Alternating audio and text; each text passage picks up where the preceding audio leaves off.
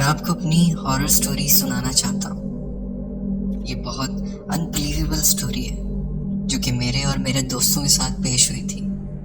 میں کراچی میں رہتا ہوں اور جب میں 10 سال کا تھا تو ہمارے سامنے والے بینگلو میں انفارچونیٹلی ایک فیملی رہتی تھی۔ ان کے پیرنٹس کافی ایجوکیٹڈ تھے مگر ان کی ایک بیٹی اور ایک بیٹا دونوں بہت ینگ تھے مگر مینٹلی ٹھیک نہیں تھے۔ ان دونوں بہن بھائی کی مینٹلی کنڈیشن بہت خراب تھی۔ وہ آلموسٹ ایوری ویک بہت بری طرح لڑائی کیا کرتے تھے جس سے وہ بری طرح انجرڈ بھی ہو جایا کرتے تھے۔ یہ بات 2006 یا 7 کی ہوگی۔ ہم میں اتنی عقل نہیں تھی اور نہ ہی کبھی اس فیملی کے بارے میں گھر والوں نے کچھ بتایا تھا، مگر ہاں ایک بات ضرور تھی، وہ انکل فائنینشلی کافی سٹیبل تھے مگر پھر بھی پتہ نہیں کیوں اپنے بچوں کا علاج نہیں کرواتے تھے۔ خیر یہ سب چلتا رہا۔ 2010 میں ایک دن سڈنلی وہ پوری فیملی کہیں جا رہی تھی تو سب نے دیکھا ان کو جاتے ہوئے، مگر معمول کی بات تھی۔ سب نے کہا آ جائیں گے، شاید ڈاکٹر یا کہیں اور جا رہے ہوں، لیکن اس کے بعد وہ کبھی لوٹ کر نہیں آئے۔ ایون کہ وہ اپنے گھر میں ایک ایک چیز ویسے ہی ویسے چھوڑ کے چلے گئے۔ ہماری روف سے ان کے گارڈن میں ان کی کار، ان کی بائک سب نظر آتا تھا، بٹ کبھی بھی میں ان کے گھر کے اندر نہیں گیا تھا، نہ جانے کا سوچا۔ 2016 کی بات ہے، انٹرمیڈیٹ کے ایگزام دے دیے تھے، یونیورسٹی میں ابھی ایڈمیشن نہیں ہوا تھا تو صبح جلدی اٹھنے کی فکر نہیں ہوتی تھی، تو ہم دوستوں نے رمضان میں نائٹ کرکٹ کا پلان بنایا۔ اب کھیلنا سٹارٹ کیا تو ڈیلی کبھی ایک تو کبھی 2 بالز اس گھر میں چلی جایا کرتی تھی جہاں کوئی جانے کی ہمت نہیں کرتا تھا۔ But to be very honest, اس گھر سے کبھی کسی کو کوئی پرابلم نہیں ہوئی تھی، پھر بھی بچے ہی تھے تو ہمیں ڈر لگتا تھا۔ تو ایک رات ایسا ہوا کہ ہماری ساری بال گم ہو گئیں، مینس کہ ادھر ادھر چلی گئیں۔ نیکسٹ نائٹ کے لیے بال نہیں بچی تھی تو سب نے کہا کہ میں اور میرے ایک دوست ہم نے زیادہ بالز پھینکی ہیں تو کل ہم ہی لے کر آئیں گے۔ فجر کے بعد میں نے ایسے ہی اپنے اس دوست کو کہا کہ اس بینگلو میں ہماری آلموسٹ 10-15 بالز گئی ہوئی ہیں، اگر ہم اس گھر میں کود کر وہ بالز لے آئیں تو پیسے بچ جائیں گے، ویسے بھی اس گھر میں کون سا کوئی ہے۔ وہ پہلے تو ڈرا، پھر دونوں نے یہی سوچا کہ کچھ نہیں ہوگا، تھوڑا سا دیکھ بھی لیں گے، اتنے سالوں سے بند گھر۔ تو صبح ایسا ہی کیا، ہم کود کر اندر گئے۔ اندر کا ماحول اتنا خراب تھا کہ کچرا، مٹی اور کار ایسی کہ پتہ نہیں چل رہا تھا یہ کون سی ہے، اور بائک کا بھی یہی حال تھا، اور ساتھ ساتھ ایک ویسپا اسکوٹر بھی تھی۔ سب دبا ہو چکا تھا 6-7 سالوں میں۔ ہم نے اپنی بالز جمع کی اور لکیلی ہمیں کچھ ایکسٹرا بالز بھی مل گئیں جس سے ہم بہت خوش ہو گئے۔ جانے لگے تو پتہ نہیں کیوں کیوریوسٹی تھی یا کچھ اور، ہم نے سوچا یہاں تک آ گئے ہیں تو گھر کے اندر جا کر دیکھ تو لیتے ہیں، لہٰذا ہم دونوں اندر گئے۔ جو گیٹ لگا تھا وہ آلموسٹ ختم ہو چکا تھا، ایسا کہ ہم دھکا دیں تو ٹوٹ جائے گا، اور اندر کا ماحول تو باہر سے بھی خوفناک تھا۔ مٹی اتنی جہاں پاؤں رکھتے جان لگانی پڑتی اس کو واپس اٹھانے کے لیے، اور نیچے 3 روم تھے، سب کا حال برا تھا۔ اس فیملی کا سارا سامان ایسے ٹیز رکھا ہوا تھا، بیڈ پہ کچھ کپڑے رکھے ہوئے تھے جن کی حالت ایسی تھی کہ کلر سمجھ نہیں آ رہا تھا، دیواروں پر عجیب بلیک سے نشان تھے۔ ہم نیچے کا فلور ابھی ایکسپلور کر ہی رہے تھے کہ ہمیں اوپر والے فلور پر دروازہ کھول کر بند کرنے کی آواز آئی۔ ہمیں بڑا تعجب ہوا، جب یہاں کوئی رہتا نہیں ہے تو یہ ایک عجیب آواز کیسی آئی ہے۔ میرا دوست ڈر رہا تھا، میرے تجسس میں اور اضافہ ہو گیا۔ میں نے کہا چل کے دیکھتے ہیں پر کون رہ رہا ہے، یہ آواز کیسی آئی ہے، کوئی ہوا بھی نہیں چل رہی، پھر یہ بھی پاسبل نہیں ہے کہ ہوا کی وجہ سے دروازہ کھلا ہو اور بند ہوا ہو۔ بہت ضد کرنے پر وہ بھی راضی ہو گیا اور ہم اوپر جانے لگے۔ اسٹیج پر حد سے زیادہ جالے ہی جالے تھے جو ہمارے کپڑوں پر بھی لگ گئے۔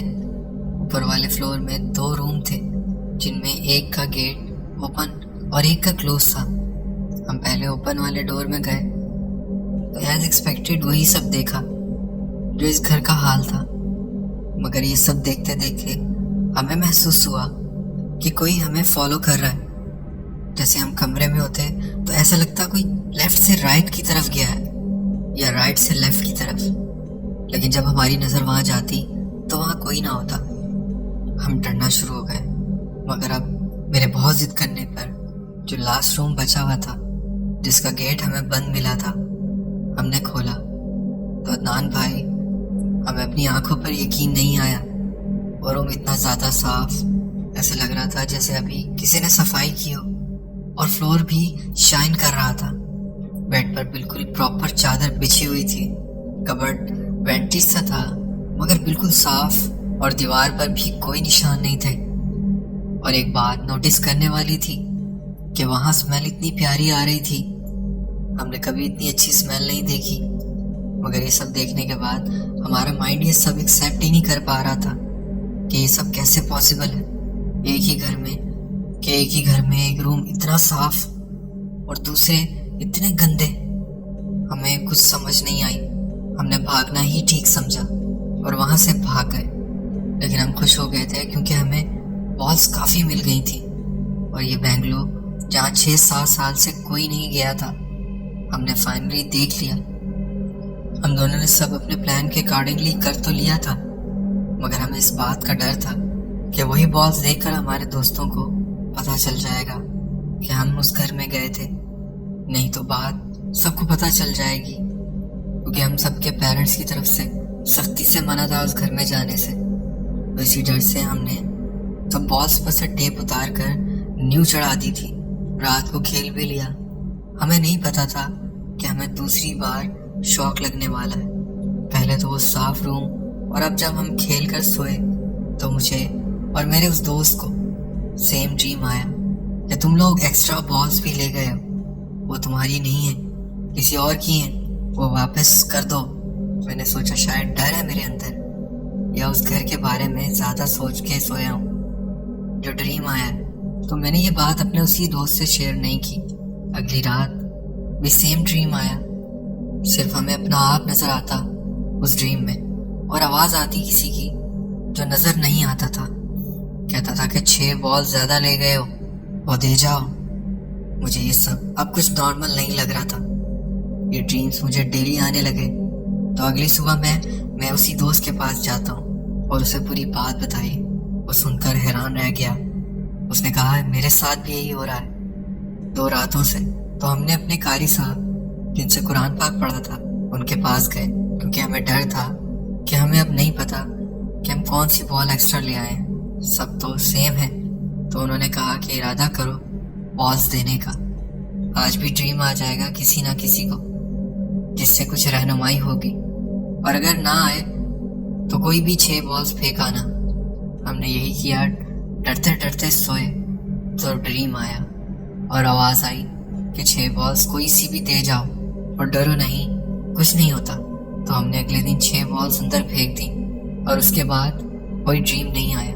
वो बंगला 2019 में किसी और ने ले लिया था, लेकिन आज तक उस फैमिली का कुछ पता नहीं चला। फिर हमने वो जगह भी छोड़ दी। बहरहाल ये एक मिस्ट्री थी उस फैमिली की जो मैंने सोचा आपसे शेयर करूं। और मुझे लगता था कि उनके जाने के बाद वहाँ जिन्नात ने अपनी जगह बना ली थी जो वहाँ रहा करते थे। बहुत बहुत शुक्रिया आपका। बढ़ते एक और स्टोरी की तरफ। ये स्टोरी हमें इशफाक ने भेजी है फ्रॉम झंग। चलते हैं इनकी स्टोरी इन्हीं की ज़ुबान ही सुनते हैं। अस्सलाम वालेकुम अदनान, मेरा नाम इशफाक है और मेरा ताल्लुक़ पंजाब के इलाके झंग से। यह वाक़या मेरे दादा के साथ पेश आया और वो 60s का दौर था। मेरे दादा ने बताया कि तब इतनी आबादी नहीं हुआ करती थी। हमारे गांव में एक ही मिठाई की दुकान थी। मेरे दादा के जो वालिद थे, मेरे दादा बताते हैं कि उनको जलेबियों का बहुत शौक था। शाम को गरम गरम जलेबियां निकलती थी तो मेरे दादा के वालिद उनको भेज दिया करते।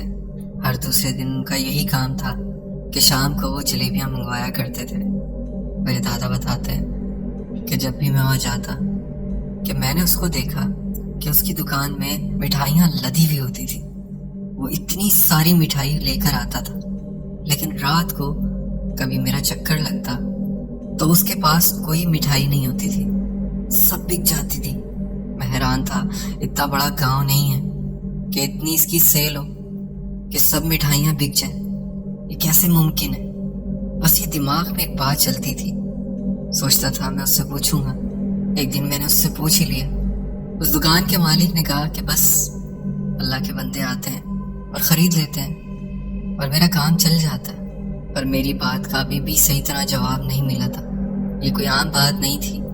اتنی بڑی دکان میں اتنی مٹھائیاں اور روز اتنی زیادہ سیل، یہ کیسے ممکن تھا؟